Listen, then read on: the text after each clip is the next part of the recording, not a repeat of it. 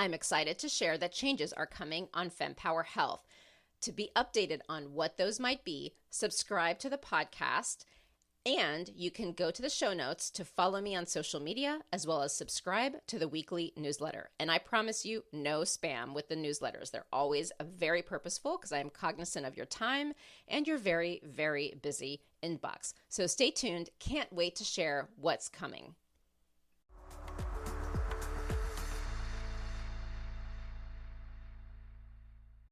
This is Fempower Health.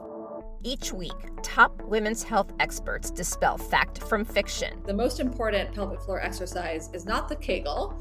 Challenge the status quo. It's never easy to challenge the accepted leaders, and especially if you're a woman. Provide perspective on why your healthcare journey may be so tough. All of that fear and worry, it all upregulates our nervous system, puts us into fight or flight mode, and increases our pain sensitivity. And what you can do about it. The number one thing is you have to advocate for yourself, and you have to be prepared. Your journey to get empowered starts now.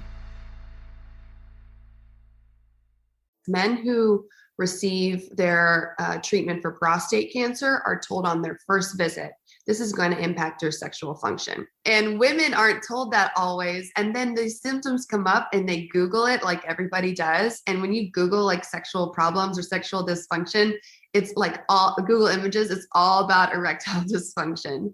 And that's I think where we can do a lot better. It's Cancer Awareness Month, and one of the topics many either don't know about or are scared to talk about or don't even know how to talk about it is your sexual health while undergoing cancer treatments. And we are here to get real and to provide the support that you deserve and need. Enter Dr. Kristin Rojas. She is a Society of Surgical Oncology fellowship-trained breast surgical oncologist and gynecologic surgeon with a passion for comprehensive wellness in women's cancer care. And she definitely has a passion for helping you with your sexual health. This episode completely blew me away. I did research in advance and definitely did not find the nuances of the helpful information she discusses. And so I'm just going to stop with any more introductions and let you just listen to the amazing information she has to share. And I promise you will get so much out of this and feel a lot more empowered about getting back your sexual health or preparing for some of the things you may be dealing with before, during, and after your cancer treatments. To be honest with you, I'd never really considered how sexual health changes when you have cancer. I mean, my mom had cancer. She passed away from it. I mean, I guess we didn't really talk about our sex lives, but I mean, it's just something that I was never really aware of. And so I really appreciate that being educated today around what patients really need to be considering and expecting. So before we dive into the topic, why don't you talk to us about your background and specialty and kind of how this has become a passionate topic for you? Sure. Well, first of all, thank you so much for having me. And I'm thrilled to be here with you for this podcast. I think it's such an important topic, but my name is Kristin Rojas. I'm a breast cancer surgeon, but I actually started my career as a gynecologist. So I wear kind of two hats. I'm a board certified gynecologist and a fellowship trained breast surgeon. So I always knew I wanted to have a career in women's health. And I did my residency at Brown University in OB/GYN, and they had a unique program there where the GYN residents actually were involved in the care of breast cancer patients as opposed to general surgery residents. So I did a fellowship in breast surgical oncology or breast cancer surgery, and then was in New York for several years as faculty at a big hospital in Brooklyn. And I because I started out as a gynecologist, I don't know if I was asking the question or if patients knew that about me and they were more likely to bring these topics up. But I started to realize how incredibly common this was. And just like you, it was something that I hadn't really thought about. But when you ask the question and looking at the literature, more than 80% of women, specifically breast cancer patients, report sexual side effects from treatment. And so I started this program called MUSIC, stands for Menopause, Urogenital, Sexual Health and Intimacy Clinic.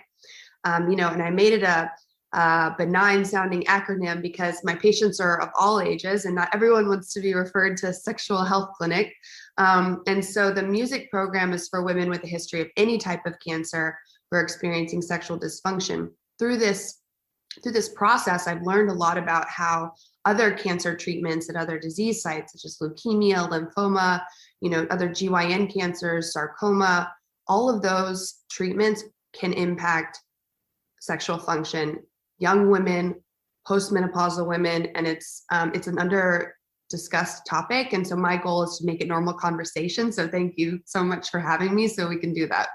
If someone is about to undergo cancer treatment, like what could they expect around sexual health? And I ask this because one of the things that's really been fascinating to me as I've interviewed so many guests on this episode, I think it's like over 60 experts now, maybe over 70, is there's so many nuances here, right? Like when you were talking about the phases of life, like there's phases of life too that impact our sexual health. And so, here, I think it's very obvious you're getting cancer treatment. There's probably a direct impact, but you were definitely speaking specifically to the side effects of the medications.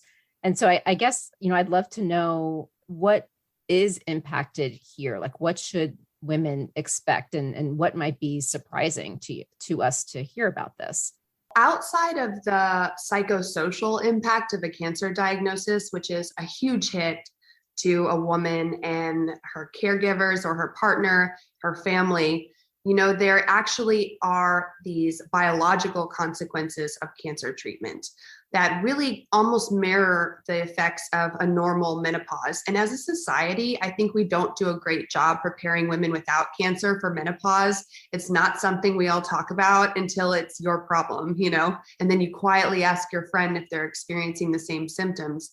Well, we're putting younger women into menopause, and then women who've already gone through menopause worsening their symptoms. And the way that works is it's not just women with a history of breast cancer, which now that we're raising awareness about this seems to be what everyone kind of focuses on, but it's women with a history of any type of cancer who receive chemotherapy. Chemotherapy basically shuts your ovaries down. So your ovaries are what makes estrogen, and your body before menopause is used to having normal fluctuations in estrogen, and that's what causes, monthly cycles.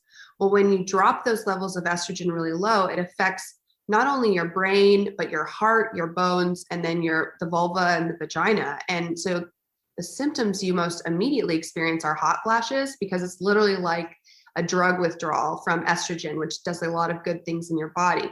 Then secondary effects that you usually feel shortly after are vaginal dryness, which usually manifests as painful sex. So oftentimes with this big psychological hit of a diagnosis, women are kind of putting their intimate lives on the back burner while they focus on getting through treatment, getting through surgery, getting through radiation.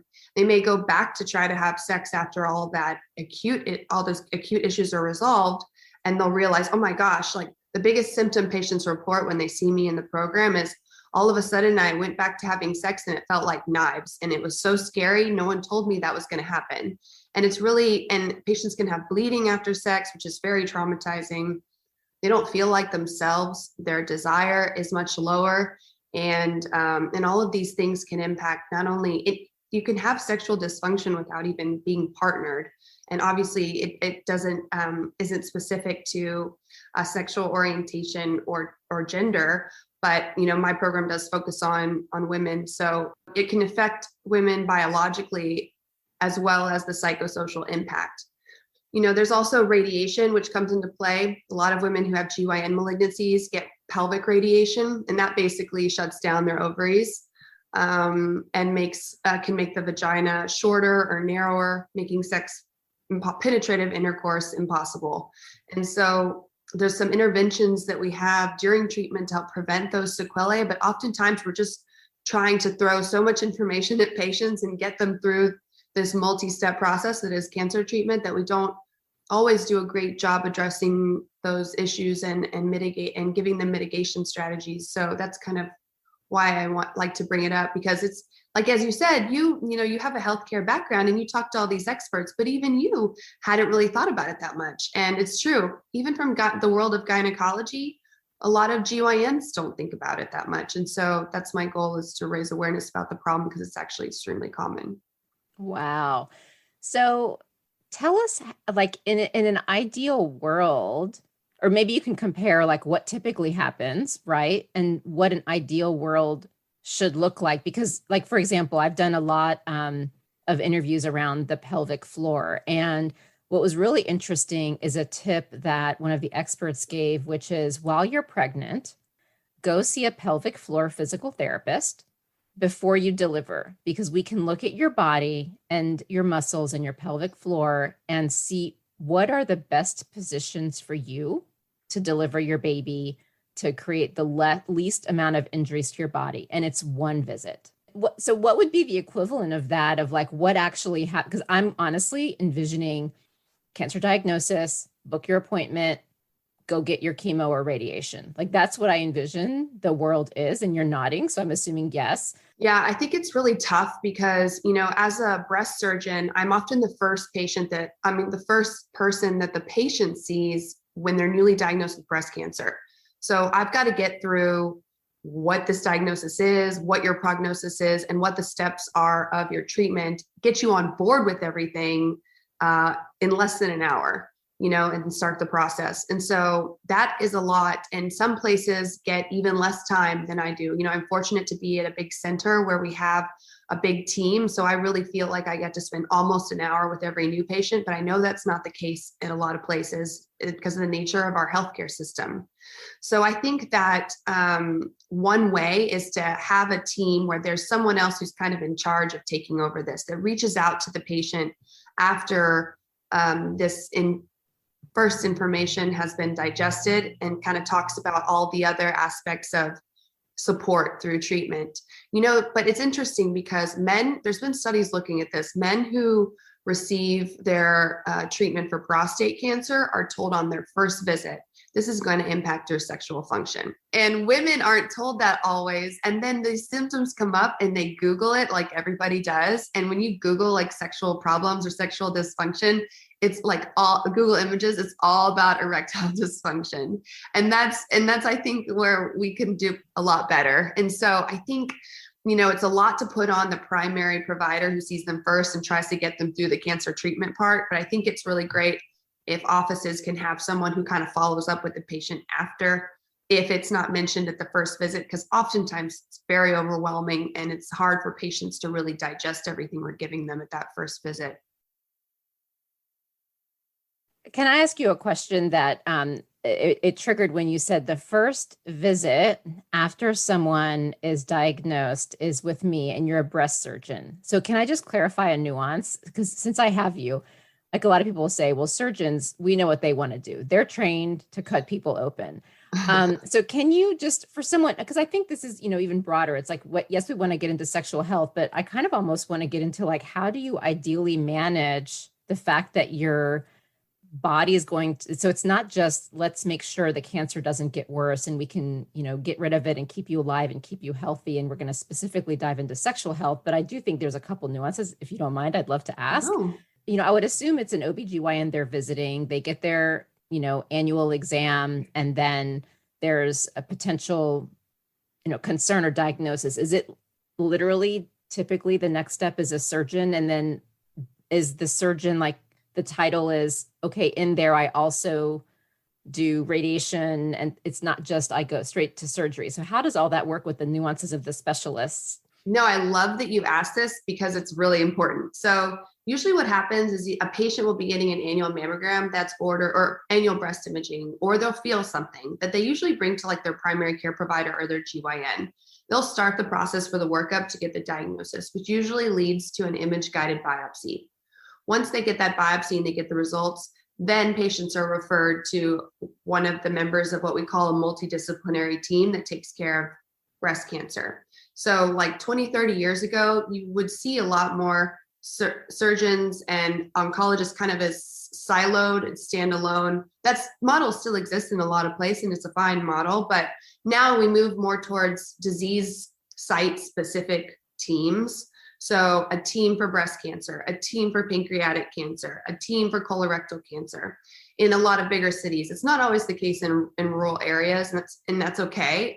But for a lot of the times, patients are referred to like a cancer center, or they'll be referred to a surgeon who's also a breast surgeon who specializes in breast cancer.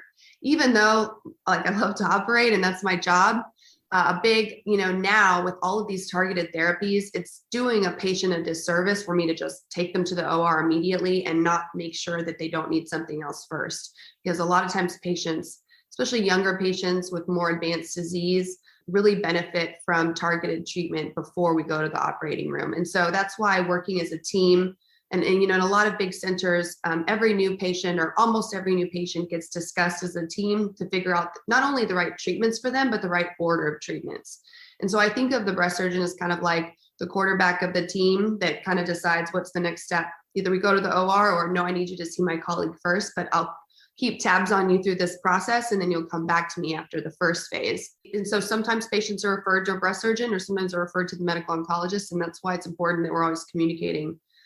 So to answer your question, yes, my job is as a surgeon to remove the cancer, but I think today it's a lot more nuanced than that because every woman's cancer is so different and it's the treatment of breast cancer is evolving so quickly. In the smaller cities where we don't have the opportunity for teams, I don't know how much you can speak to that because that's something I've become really interested in. And, I think season 3 of this podcast is really going to be diving into what can everyone do, because I tell you, I've been getting frustrated. I feel like all these solutions are for people that have really, really good health insurance and a ton of spare cash.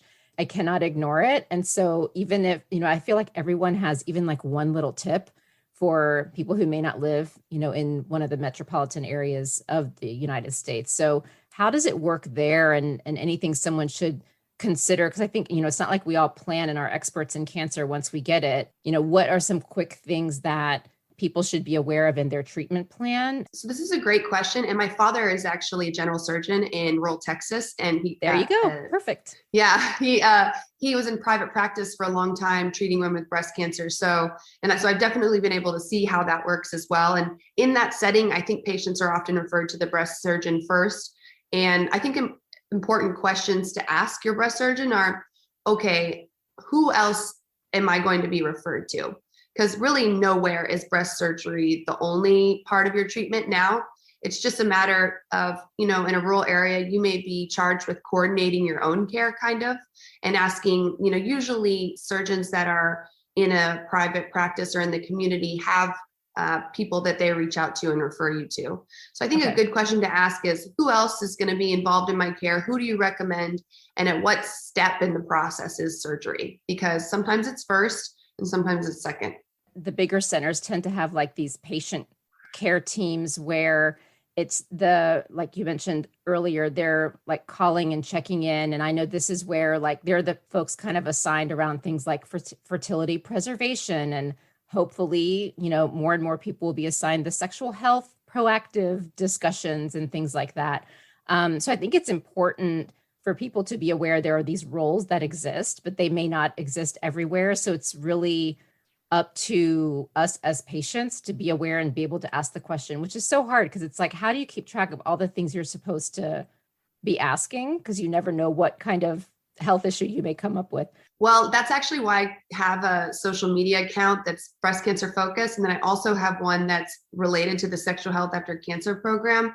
I'm big on patient education for patients everywhere. So I'd really encourage patients to find advocacy groups. There's a lot of, depending on your type of cancer, there's a lot of advocacy groups out there that have whole websites dedicated to patient education and what to ask your doctor when you go see them. There are people out there that are really trying to disseminate this information and making it much more accessible than it was even a couple of years ago. So while it is nice to have someone in your office who's kind of charged with that, sometimes that is kind of on the patient in certain situations. But I tell patients, you end up having a PhD, a personal history of the disease, and their patients come in from all walks of life, and they're so well informed. They've looked up everything. They know about me and where I trained. Everyone can look that up. And so I think that, now information is a lot more accessible, but I'd really encourage patients to look up some of the big advocacy groups for breast cancer. And those include Rethink Breast Cancer, which is a group targeted towards younger women with breast cancer. There's the Breasties. There's Boarding for Breast Cancer. There's all these groups that really focus on patient education and helping women through this process. Oh, and then when women are looking for options for reconstruction, one of my, someone I met who I really like and think is a huge advocate, her name is Terry, and she has a site called Deep Sea Foundation or Deep Sea Journey, DIEPC Journey, which is a type of reconstruction flap. It offers a lot of education. So, oh, wow. Thank you.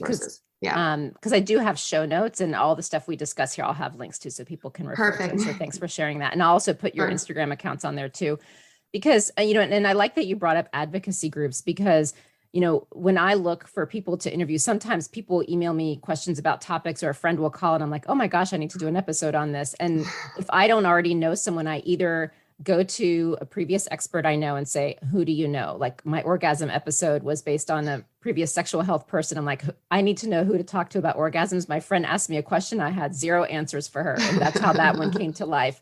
But if I don't have that, then I truly go to the advocacy groups and I research which ones have scientific evidence, which ones have doctors and patients on board. Because if it's just doctors or just patients, I feel like it's not as balanced. So I really look for that kind of criteria. So now let's talk about more around how you're handling the sexual health part of it and, what your program is designed to do and kind of how it works. Because I think from that, we can learn a lot and I can ask you some more questions based on what you share. Sure. Well, the first visit is, I take a history looking at, what type of cancer the patient has and what are their most bothersome symptoms, what's really impacting their life. And I think the exam, I'm fortunate that I have this GYN background so that I can do a GYN exam and kind of get a lot more details about why they're experiencing pain or what may be the clue, like what clues we could figure out to fix their problem. But even in places that don't have someone like me, you can still start to address these symptoms even without a very detailed pelvic exam. My program is, I tell patients to keep their regular gynecologist and think of this as like a super subspecialized visit. And I often coordinate with their gynecologists and see them a couple times and then can send them back. But the most common symptoms in the program are painful sex, which is the first manifestation of vaginal dryness that patients usually feel, and then low desire. Those are like the biggest concerns. For vaginal dryness, it's actually not that complicated. I really have like 3 or 4 steps, and a lot of the program is education. When estrogen goes really low in the tissues of the vulva and the vagina, the vulva being the outside and the vagina being the muscular tube of the inside, they become very delicate and less stretchy, a little bit thinner, and they're much more likely to be irritated by long-named chemicals, artificial fragrances, and things that we don't even think about, like fragrances in the detergent that we wash our underwear with, or sitting in bubble bath for a long time. All of those things can start this cycle of inflammation that just makes sex painful or dryness worse, or this feeling of burning and irritation all the time. So the first step is to eliminate irritants. Be really cautious about what touches the area, and reading labels, avoiding things with preservatives, any artificial fragrances.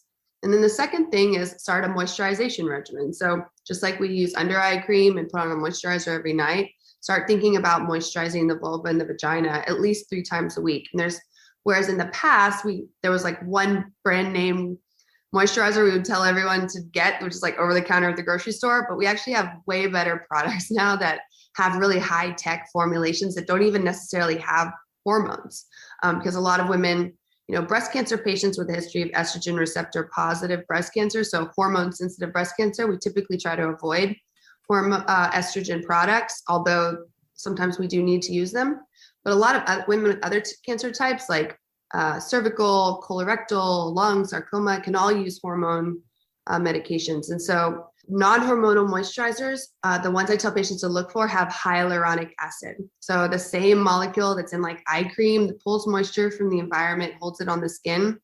There's vaginal moisturizers with hyaluronic acid in the form of suppositories or gels. And starting that like 3 times a week can make a huge difference. So I separate moisturizers, think of moisturizers for maintenance, and then lubricants for sexual activity, because oftentimes patients don't know how to use which one. Like they'll maybe using the lubricant for a moisturizer and just they work in different ways. So for lubricants, you want to find one that doesn't have any gimmicks. So no like warming sensations. For my patients with a history of cancer where those tissues are just really sensitive, no flavors, anything like that, really basic.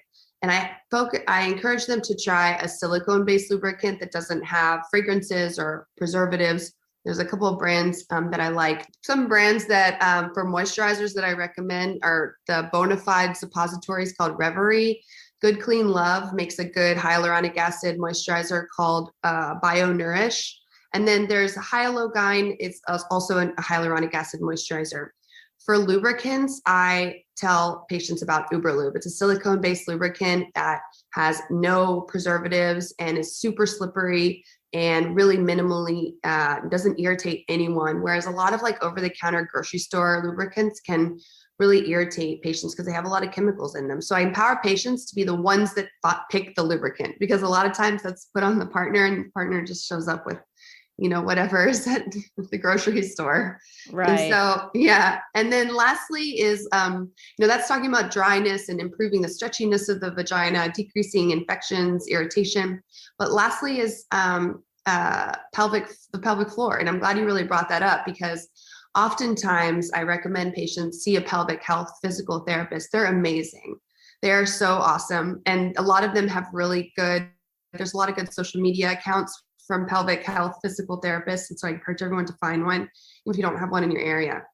But they really help patients focus on relaxing the pelvic floor muscles, because, patients, by the time they get to me, they've gotten all kinds of crazy advice. Like one of them being like, oh, you just need to do more Kegels. Well, Kegels actually aren't what these patients need, because the pelvis is like a basket of these muscles woven together. When you start to feel pain with sex, you start having spasms in these muscles unconsciously, and it just starts this negative feedback loop. What we need to train these patients to do is be able to relax those muscles. But it's hard if sex has been painful for a while. They have this anticipatory anxiety where they're nervous and tense, and it's hard to really get them to relax those muscles. So sometimes having a coach like a pelvic health physical therapist is really helpful. Some patients are really more comfortable with taking on better at taking these cues and don't if I can't get them into a pelvic health PT because of insurance, I can kind of coach them through how to do this. And I can give them a dilator, which is helpful for training them to relax the muscles, use the dilator in a non-threatening situation, help stretch out the tissues of the vagina to make sex less painful. And then one last thing I'd like to mention is a device called the O-Nut.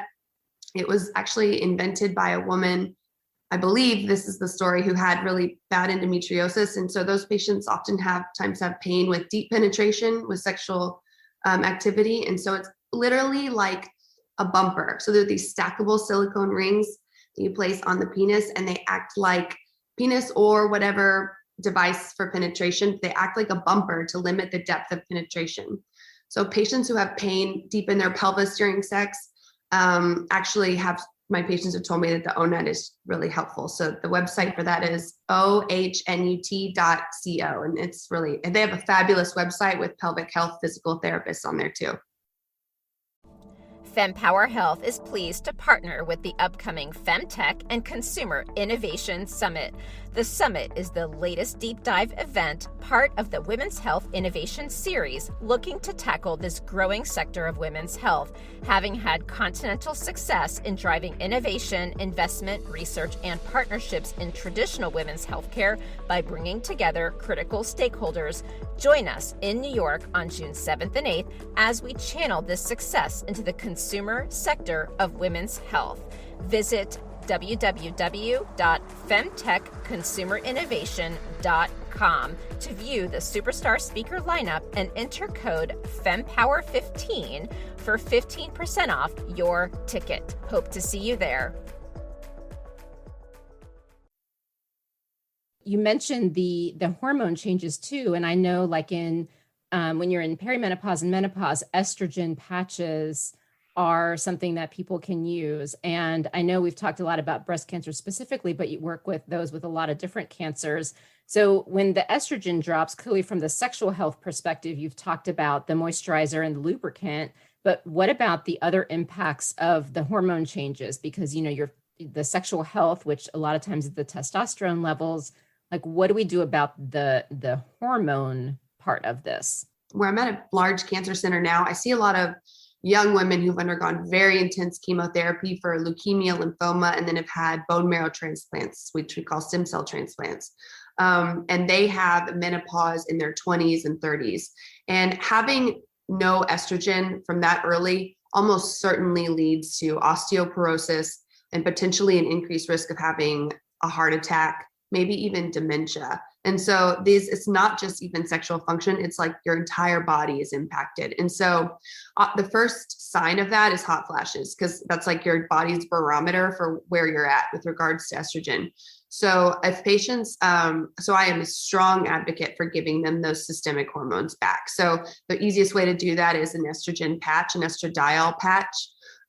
There are people out there who are really big advocates for bioidentical hormones, but estradiol as a patch, estradiol is the same molecule as in it is bioidentical. It's just, we know for me, the FDA approved products I feel more comfortable knowing the dose, how everybody processes them, what the blood levels are in patients afterwards. For me, it's a little bit more specific.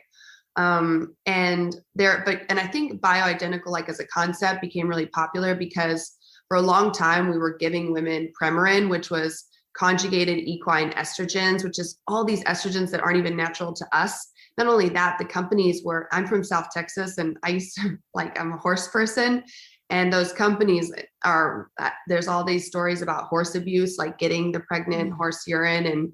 And so our bodies don't really respond very well, understandably, to another species hormones. And so right. I think that's kind of what was the impetus for this idea of bioidentical hormones. But anything that's estradiol is a bioidentical hormone. Just making it from soy and making it in the lab, like you can't, all the chemicals you give a soybean to make it into estradiol, it's like it's not that natural. So to me, it doesn't really matter. But so I always give patients the estradiol patch and kind of change the dose based on how frequent their hot flashes are. It's crazy. They start to feel so much better. They're like, oh my gosh, I feel like myself again. If women still have their uterus, though, we do need to give them some progesterone back to help decrease, because estrogen by itself, if you have your uterus, can increase the risk of abnormal cells growing in the uterus. So the progesterone kind of is like the brakes on that. And so there's different ways we can do that. Sometimes it's by a pill, sometimes it's through a progesterone IUD. That's kind of where the provider comes in play to kind of make that more specific recommendation. But bottom line is definitely recommend getting estrogen back in some form or fashion for those young patients who don't have an estrogen sensitive cancer. If they still have their uterus, they need progesterone. And if they don't need progesterone. Estrogen hormone replacement therapy gets a bad rap because of a big study that came out called the Women's Health Initiative that was published in 2002 and had two groups looking at women who got estrogen alone and women who got estrogen with progesterone. And the study wasn't even designed to look at breast cancer risk. It was designed to look at cardiac morbidity or the rates of heart attacks with hormone replacement therapy. There are all these issues with the design of the study. But when they first came out, they said that women had an increased risk of breast cancer with hormone replacement therapy. If you do like a deep dive on the data, the estrogen alone patients did not have an increased risk.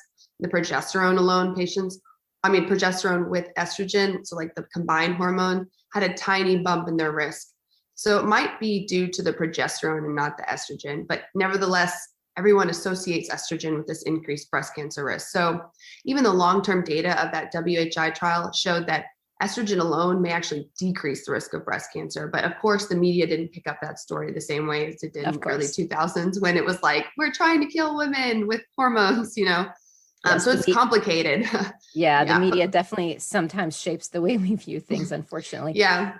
So can we clarify this nuance with an estrogen sensitive cancer and when you can give estrogen? Because you mentioned that giving estrogen can decrease the rate of cancer, but we know if you have an estrogen sensitive cancer, there's an impact on estrogen. And if you can't get an estrogen patch in that case, then what happens? It's very confusing. Yes.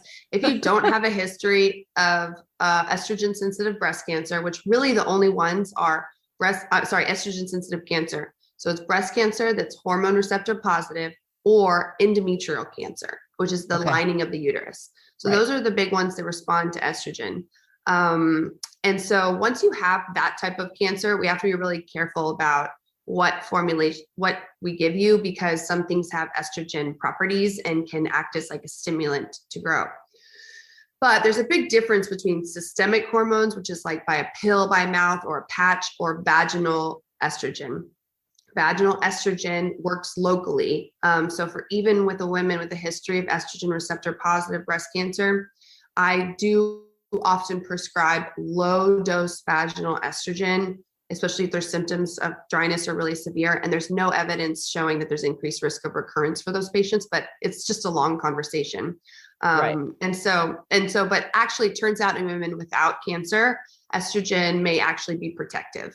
And so it's probably a lot more complicated than we even realize. It has to do with estrogen turning on and off different types of genes, and how those genes are regulate cell division for cancer cells versus normal cells. And so we're probably just only understanding the tip of the iceberg for that. But, for women with estrogen receptor positive breast cancer, oftentimes we're blocking estrogen with different medications. And it's important to take those because they're really critical for decreasing the risk of recurrence. And so in that case, we typically don't often give estrogen back by any form, because we're trying to block the estrogen. So it's really complicated. And that's oftentimes why, oncologists that I work with, they have a lot to counsel patients on, and it's a very complicated topic. And so that's why I like collaborating with them. So I can be like, actually, I looked this up and I think this is actually going to be okay. And, we're always learning. You have this program, and it does seem to be something where you have to collaborate with people, and you've shared so much of what's in your brain. Is there like a packet or something someone could get, or like how could they work with you if they're not in your location? Yeah. So a lot of what I do is educating other providers in other places, like this is how you treat this, so that, everyone gets this information. For those patients seeking this information, I actually, because unfortunately we do have a little bit of a waiting list for this program, because my main gig is as a breast surgeon. And so I really only am able to do this program on Tuesdays. And so, and the demand is huge. When we offer it, patients come and say that they have these problems because we're asking the questions. So I actually made a free workshop that's posted on the YouTube of my cancer center. It's the Sylvester Comprehensive Cancer Center YouTube page. If you scroll to the bottom, there's a Sex After Cancer workshop, and we have it in both English and Spanish. It's free. It's 2 hours. I talk a little bit about some of the things I talked about today. Pelvic health physical therapist talks about exercises before sex and all kinds of things. We have a social worker who's a doctor in sexology, and so just so much information. And so I can do consults, now with telemedicine being what it is post-COVID, just complicated with insurance sometimes. Right. So I do have some patients that from other states, and I do a lot of complicated consults, say on patients who have a BRCA mutation. So one thing we didn't talk about was patients who have a BRCA mutation, which is what BRCA, which increases the risk of breast and ovarian cancer. We recommend those patients have their ovaries removed very early, like between 35 and 45. And if they don't have a history of breast cancer, we need to be giving them back estrogen. But a lot of people are afraid to do that because they have an increased risk of breast cancer. And so there's a lot of misinformation out there about how to manage those patients. So I also end up recommending hormones and treating patients who are just at really high risk of breast cancer. And so I end up doing a lot of like complicated consults for those patients as well, because there's a huge unmet need for managing those patients. Like we're preventing terrible cancers, but then are we setting them up for osteoporosis, heart attacks, and dementia by not addressing all these other issues? Now, what about the part where the sexual desire? I'm sure there's a psychological component, but then there's also the hormonal component. And I'd love to get your thoughts on what people can take away from that aspect as well. Yeah, so in patients who don't have the estrogen receptor positive breast cancer and endometrial cancer, giving back those hormones really helps with desire. Like it's just making them feel normal again. But it's a little more, and desire really is an androgen-led process. So like testosterone is an androgen. DHEA is an androgen, which is like a precursor to testosterone. So there is, I'm actually about to open a trial looking at vaginal testosterone for patients with a history, even with estrogen receptor positive breast cancer, because probably doesn't impact the amount of estrogen in their bodies. And it can be really helpful for those vulvovaginal symptoms, but also probably helps with desire as well. So that's the hormone side of it. Yep. Systemic testosterone for women without a history of cancer is not at this time FDA approved, but there's a lot of off-label ways to prescribe it. And so I think it's, and there's like different bioidentical things that are out there. And so I think it's kind of something we're still studying long-term for safety, especially in high-risk patients. The other big libido conservative measures are exercise. Exercise increases your natural testosterone, and patients are exhausted after cancer treatment. So it's really, I think also an extra motivator to be like, okay, not only are we going to get you in shape and you're going to feel good, but also it helps with desire. And so, high intensity exercise, really getting the heart, no screens in bed. So I talk to patients about sleep hygiene. If you're watching TV and on Instagram in bed, like you're not thinking about sex ever, sex should really just be for sleep. Bed should be for sleeping and sex only. Little behavioral things that I talk to them about. But then the two pharmaceutical options available to patients, women, that nobody knows about. And there's like 6 forms of Viagra out there on the market and everyone knows about them. But there's 2 options. Neither one is hormonal. One is called flibanserin, which is a once-a-day pill. The brand name is Addy, ADDYI, and they have a really interesting website. But it's a once-a-day pill, and it works in the brain. It's a serotonin modulator. The only, relative contraindication is patients who, I tell them if they have more than 2 drinks in one day, to not take their pill that day, just to skip the pill, because combining the 2 can cause low blood pressure and some other side effects. I would say probably anecdotally about half of my patients respond to this medication. About 2 months in, it takes a little while, but it is definitely an option. It's non-hormonal and works for some of my patients that with desire, because desire oftentimes, while it is impacted by pain, when I start to fix the pain, sometimes desire comes back. It's also impacted by hormones, but it's complicated, like you said. And then the second option, which I actually have not prescribed in my practice yet, is called bremelanotide or Vyleesi. Vyleesi. It came out, I believe, in 2019, and it's actually an injection that you give yourself before sex. So it's like very interesting, but my cancer patients are subjected to a lot of injections and they are not enthusiastic about this. So they also have a really interesting website to check out, but I have not personally prescribed this yet. I'm glad there's 2 options. And I try to talk about them as much as possible, because the more we talk about this, the more I think industry is going to respond and give women more options. I always like to say, is there anything that I didn't ask you about that you wanted to make sure you covered?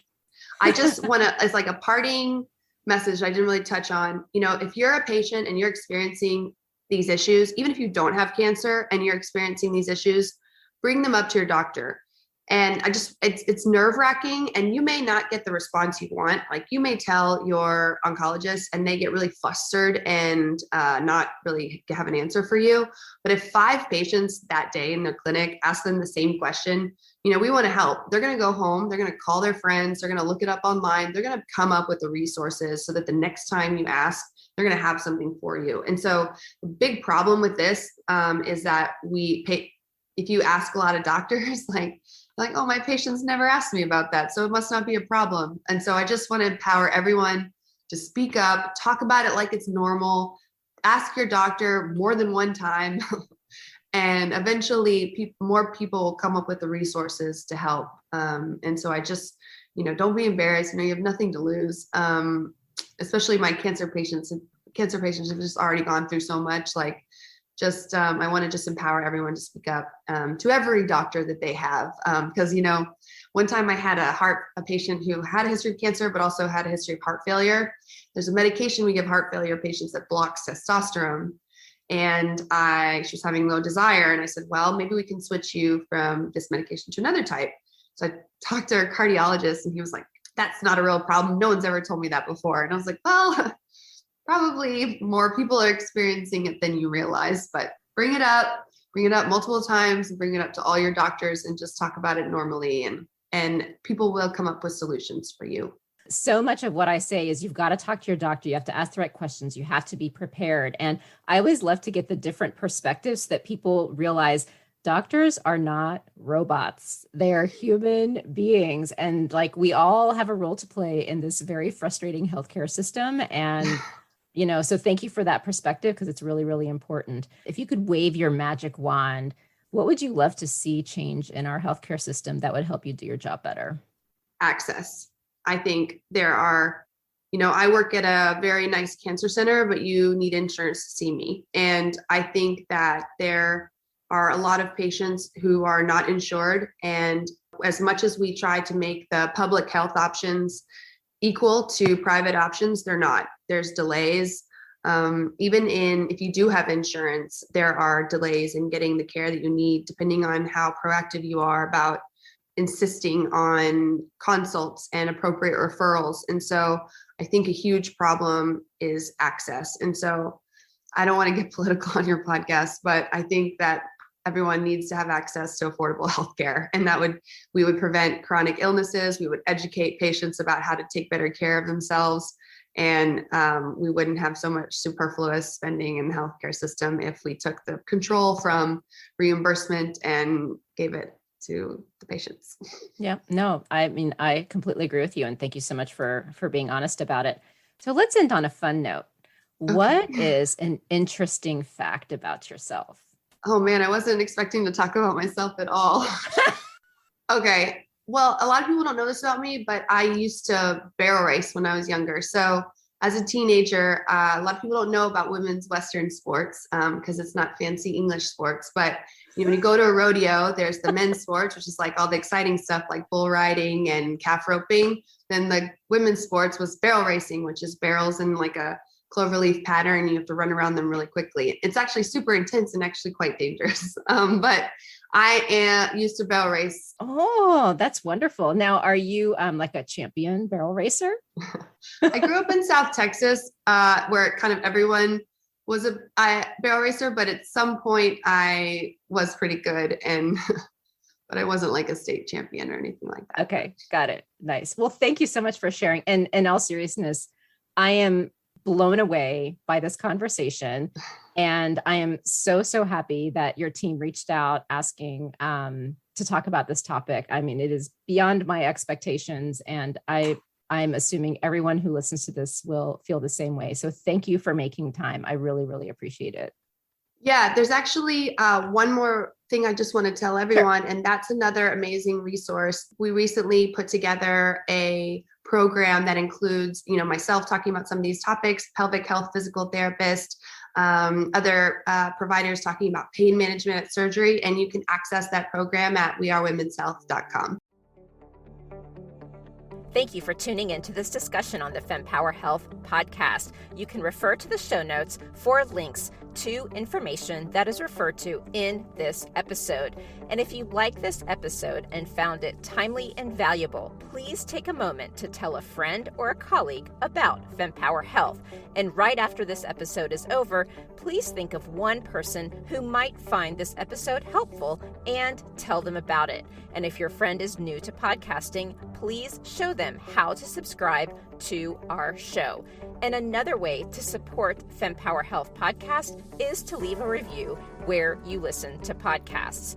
And as a reminder, the information shared by Fempower Health is not medical advice, but for information purposes to enable you to have more effective conversations with your doctor. Always talk to your doctor before making health-related decisions. Additionally, the views expressed by the Fempower Health Podcast guests are their own, and their appearance on the program does not imply an endorsement of them or any entity they represent. See you next week.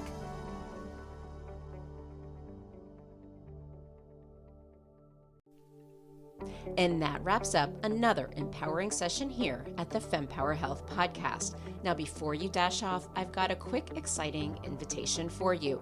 Please join our vibrant community by subscribing to our weekly newsletter, because it's really your frontline update on groundbreaking women's health research, the latest health-enhancing products, fun quizzes to boost your health IQ, and unique discoveries that you won't want to miss. All of this delivered straight to your inbox, cutting through the noise of social media algorithms.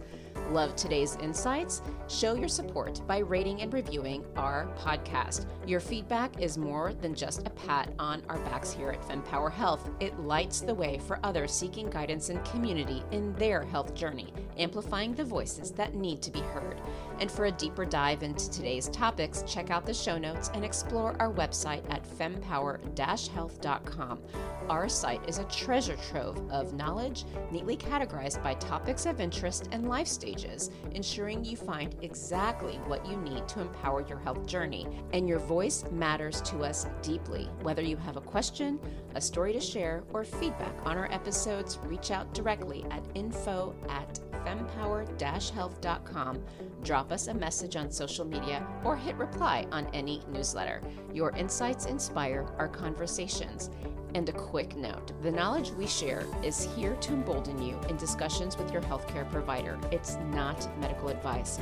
Always consult with your doctor for health decisions. And remember, the diverse perspectives of our guests reflect their individual journeys, and it's not an endorsement by Fempower Health. Here's to empowering your health journey one episode at a time, and I'll see you on the next Fempower Health Podcast episode.